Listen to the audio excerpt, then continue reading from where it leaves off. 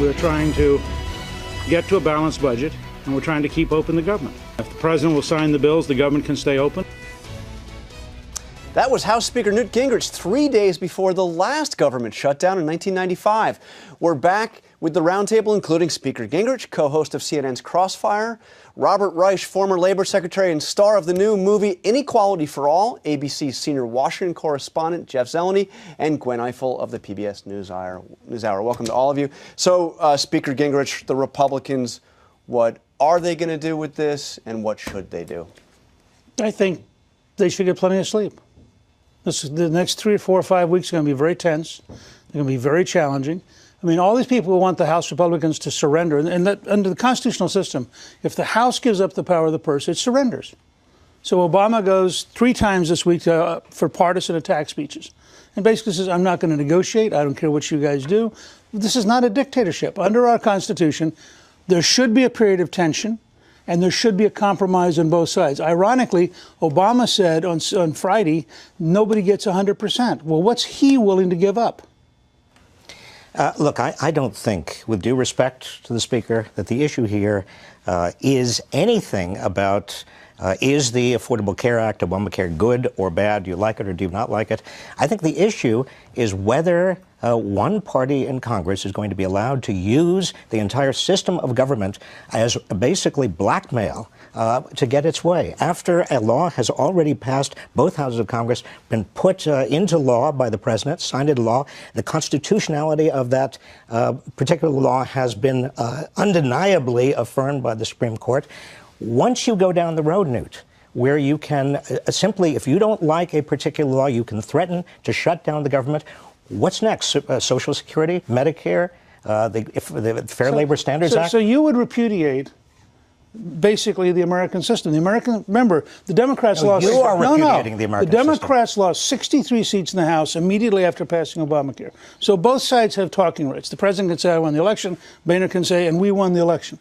Under our constitutional system, going all the way back to Magna Carta in 1215, the people's house is allowed to say to the king, we ain't giving you money. No, I'm sorry. Under our constitutional system, you're not allowed to basically risk the entire system of government to get your way. But Jeff, there is a reality here. And we heard it in your piece, top of the show, from John McCain.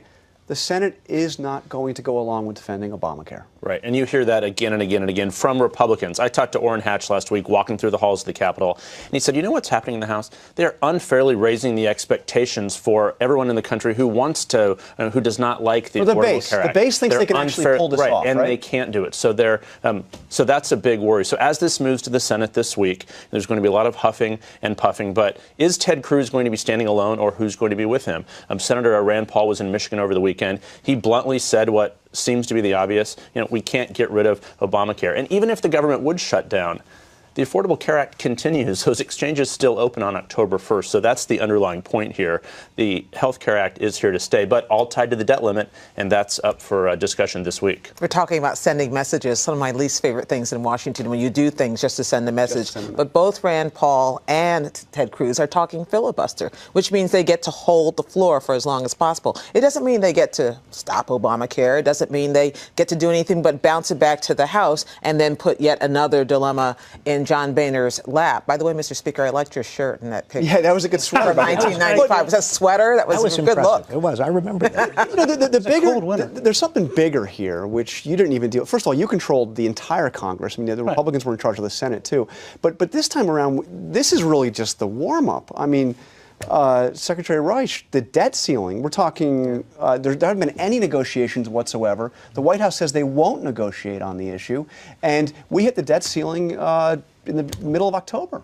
And the last time there was a threat, you recall, to actually not pay our debts, not pay the interest on the debts, not repay our creditors, our entire bond system, the United States government, was downgraded. That cost American taxpayers a huge amount of money. We could have another downgrade. Why is the White House not negotiating on this, though? Because it should not be negotiable. I mean, the principle that you can, there's a kind of scorched earth, anything goes set of tactics that can be used by one side in a political game in which the entire government of the United States, including the faith and credit of the government of the United States, can be thrown into that same game. It's absurd. Well, this is historical baloney.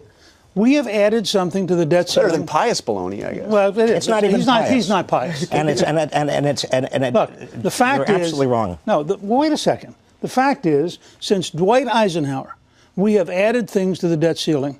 Graham Rudman, which was a big change in spending, was on the debt ceiling. Obama has added things to the debt ceiling. So when the president goes, as he did to the Business Roundtable, and says, this is unprecedented and I won't negotiate, this is not a dictatorship. At some point, members of the House are allowed to say, come sit at the table. He doesn't sit at the table. He goes out and makes partisan attacks. It is true that the president likes nothing better or seems to be no more energized than when he gets a moral dudgeon. And that's true of everybody else in the White House, too. But he is not unhappy right now. Right. I don't think anybody is talking to anybody in the White House who are saying, oh, gee, it's a shame the Republicans are fighting among themselves. It's the best week he's probably had in a few weeks after Syria and everything else. Suddenly he is president, and if the economy goes down as a result of this, you know, he's ultimately without in charge. a question. So I want to change quite dramatically to what is happening in Iran. We have a potential game changer in the Middle East. A new Iranian president talking about reconciliation, saying he is ready to negotiate, ready to talk to the United States. And the White House, Gwen, seems to be open. I mean, are we going to see them meet in New York this week? First, the president of Iran and the president of the United States. That's what we're all waiting to see. I think even if there's a choreographed handshake, a still photograph, that would be course changing. It's been 35 years since we've had any kind of conversation with Iran. Hassan Rouhani, the new president, who they say is a moderate by definition, Iranian definitions, that might be not what we call a moderate, but he has undertaken a full, flat charm offensive. With Twitter. I mean, with Twitter, with American press, with interviews. He's going to be, you know, styling around New York at the General Assembly this week. Rosh Hashanah, congratulations. Rosh Hashanah, congratulations. Except when Ann Curry asked him whether he also agreed with Ahmadinejad, whether the Holocaust was he said, I'm made not up. a historian. He said, I'm not a historian, I'm a politician. Okay, so you are... Which is one sign that the White House is sort of worried about this. They're a little nervous. Okay, I don't get the sense you're buying. Well, first of all, a moderate Iranian revolutionary, acceptable to the Ayatollah. Right, the Ayatollah approved all the candidates in the last election. That's right. That's right. I mean, this is a guy who's going to charm us. He's going to talk with us. He's going to have tea with us. He's going to do photo ops with us, and he's going to build a nuclear weapon. So, well, let me agree with Newt partly. I think that the issue here, I mean, we can't get expectations too high. We've got to be very cautious. But one of the big lessons here is that economic sanctions do seem to work.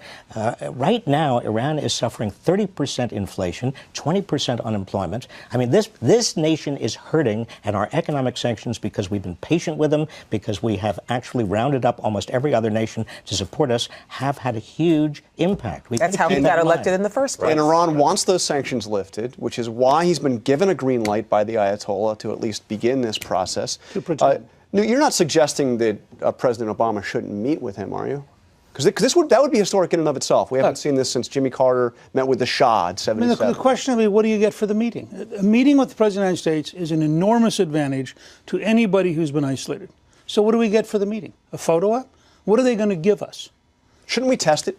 That's what the you president tested says. Before the meeting. And I think, you know, from Eisenhower through Reagan, there was a pretty clear sense. To get to meet with the President of the United States, you had to have worked something out. So even a photo op is a bad idea? Do you think that shows I think it sends a message. Look, I don't think it's a crisis or a disaster. I'm just telling you, this guy is part of the dictatorship. He has zero interest in giving up a nuclear weapon. This is a game to buy time.